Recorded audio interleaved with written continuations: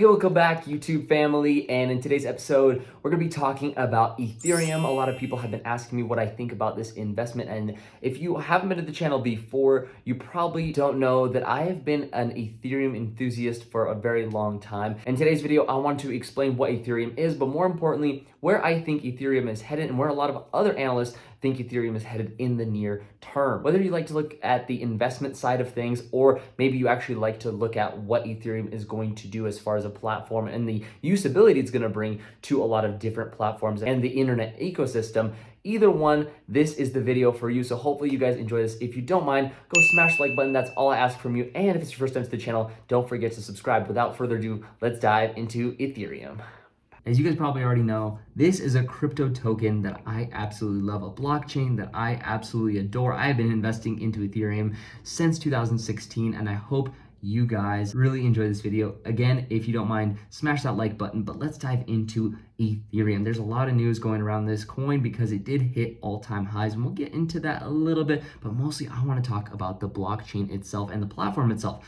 For those of you that don't know, what can Ethereum be used for? Well, Ethereum is a decentralized open source blockchain featuring smart contract functionality. Now, for those of you who are familiar with blockchain or familiar with smart contracts or familiar with Ethereum in general, I don't want to push you to sleep, but I do want to explain a little bit for those people that haven't heard of Ethereum before and are just getting started. So we're going to break down a couple of these terms for you so you understand what Ethereum is and what Ethereum can actually be used for.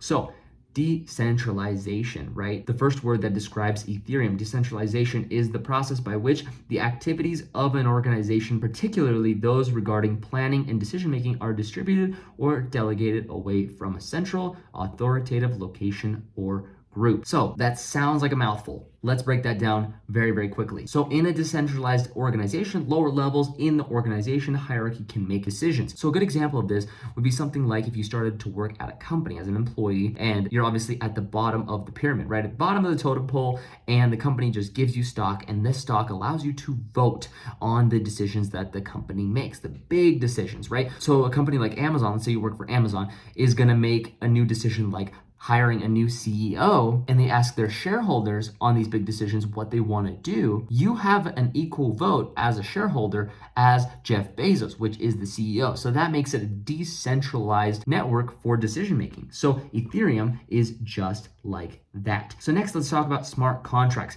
A smart contract is an agreement between two people in the form of computer code. They run on the blockchain, so they are stored on a public database and cannot be changed. A transaction that happened in a smart contract are processed by the blockchain, which means they can be sent automatically without a third party. This is absolutely great. And essentially, it's no different than a regular contract. The only thing you need to remember is a smart contract is verified by the blockchain and the users and is done online. That's the biggest takeaway here. So now you know what Ethereum kind of is, but what can Ethereum do?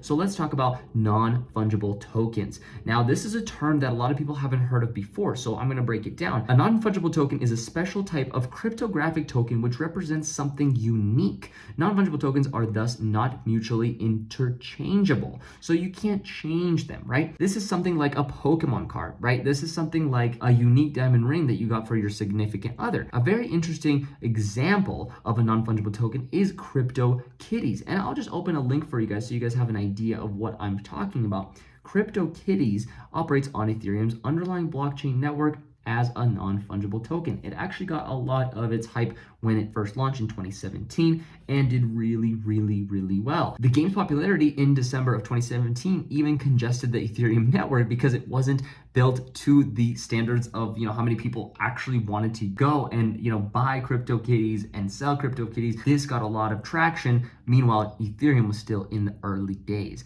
And this, again, might seem interesting. If you want to go check it out, go look into CryptoKitties. I'm not going to dive too deep in there, but non-fungible tokens, if you want to also Google that. There's a few that have been out that did really, really well, and one of the most recent ones was Nike that holds a patent for its blockchain-based NFT sneakers called CryptoKicks. So even Nike is getting into this space. So if that's not mass adoption, I don't know what is. But next, let's briefly talk about dApps, because this is really what Ethereum comes down to and what makes it unique against Bitcoin. You guys probably are familiar with Bitcoin. You might have heard of it, or you might already be invested in it. But regardless, let's dive into dApps. So dApps are just decentralized apps. So you know what decentralized is, and you know what applications are. So this is something that's still being explored, but the potential is huge because again, apps are fairly new, but dApps are even newer technology. And as you can see in 2018, over 900 dApps had launched. And in 2017, there were only 7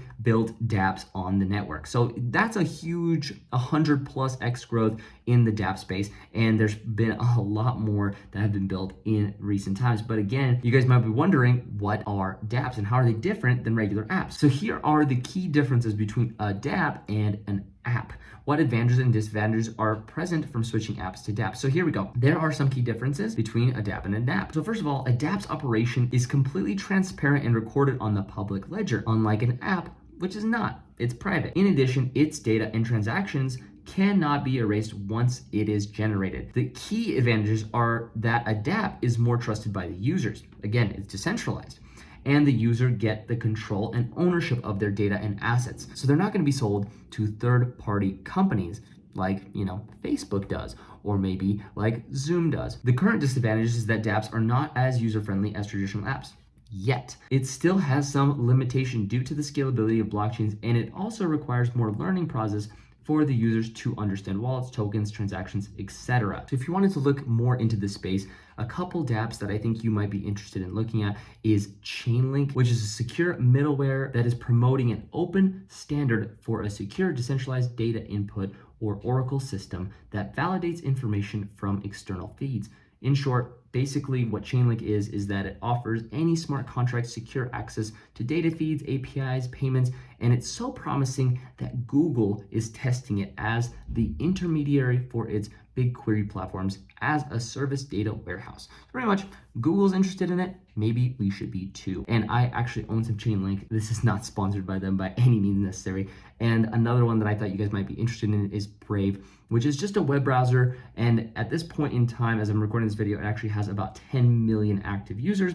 On this article has 9. And Brave is attempting to turn the online advertising model upside down by putting consumers in the driver's seat. So no longer are you going to be shown those pesky ads, and if you choose to turn them on, you'll actually be getting paid for those ads versus not. And there's some other cool features that Brave seeks to accomplish and do with the platform. If you want to go check it out, or if you want to go check out their tokens, which is just BAT's, basic attention tokens. And again, if you use the Brave browser, you get rewards. I'm actually not using the Brave browser, which don't tell Brave, but I do use the Google Chrome, and from time to time I will go on the Brave browser again just to get those rewards from time to time. It's kind of cool, and it's fairly easy to use, which is hard to say for most dApps at the current moment. And in my personal opinion, Ethereum is going to go to the moon. I'll show you guys, and I'll show you here what some analysts believe that Ethereum can go to, and I'll give you my personal price prediction real quick, and then I'll let you guys go. So essentially 2021 is apparently the year for Ethereum because right now the price is 1,600, but they say the potential high is 25,000. It'll be interesting to see it get that high. I don't think it will get that high personally. I think 3, 4, 5,000 at most this year is possible. 2022, 27,000, 2023, 7,000, and then 2024 and beyond is above $70,000 per Ethereum. And if it does get to these lows that they're predicting over here, which is 780 for 2021, 1,200 for 2022, if you can buy in at these levels with these types of highs, I mean, you're looking at crazy results as far as gains. Again, this is not financial advice, but this is just what they think. And again, I think this year we could see, a $2,000, $3,000, maybe $4,000 or $5,000 Ethereum by some means. It is possible. And I've been in the market since Ethereum was just tens of dollars, and I've seen Ethereum go through these boom and bust cycles before. So I don't doubt that these, price highs and price swings that, from the highs to the lows isn't necessarily impossible, but we will just have to wait and see. Hopefully you guys enjoyed this video. Hopefully you guys got a ton of value from this video, and I'll see you guys in the next episode. Peace out. Feel free to check out the links down in the description below where you can get a free stock from Robinhood, $20 free from Stash, 2 or more stocks free from Webull, or $10 free from M1 Finance.